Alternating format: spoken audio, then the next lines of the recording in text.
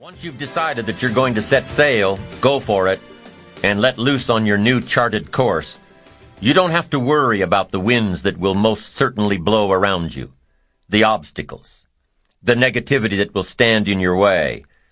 You don't have to worry about what other people will say. You just have to keep your mind on your course.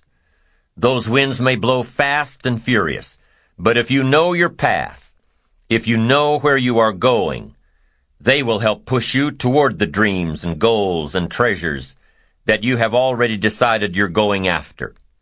Your goals will push you forward, ahead of the stormy weather.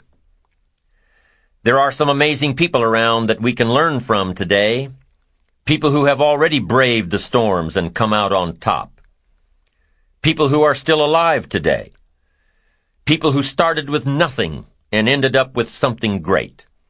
Famous people, not so famous people.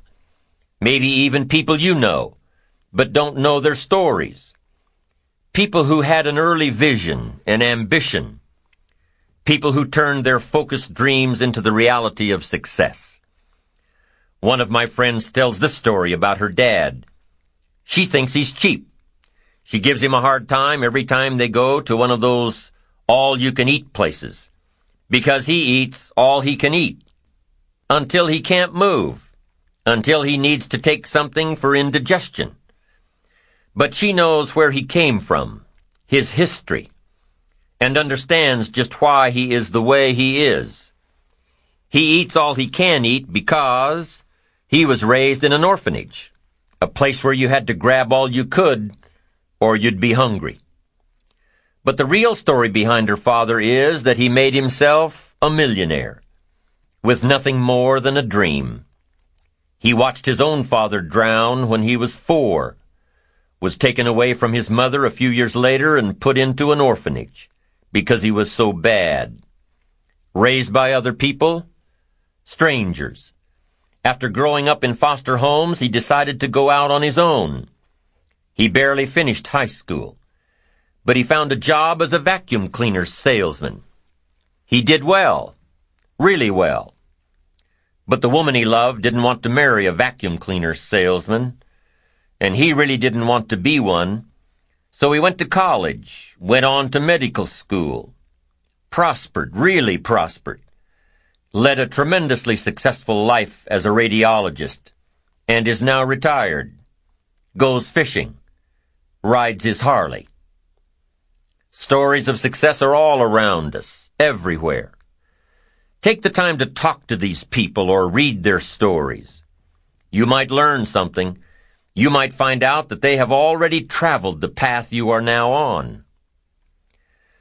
You know, when most of us think of Jesse Jackson, we think of the political Jesse Jackson. But what most of us don't realize is that before Jesse Jackson went to the streets to gain votes, he went to the ghettos with a message for inner city youth. During his rallies, he would have the street kids repeat after him, "I am somebody." Jesse Jackson's message to these kids was that ambition is a moral imperative. To be a good person, you have to have ambition. You have to try to do something good with your life. You have to try to get out of where you are today or make where you are a better place tomorrow. You have to, or anything else is a waste. Mr. Jackson knew that his contribution to life began with America's youth, where he could make a difference before bad attitudes and bad habits took over for good. He went to make a difference with the disadvantaged youth of America. What an admirable mission. I'm sure you know that the same principles he teaches apply to you.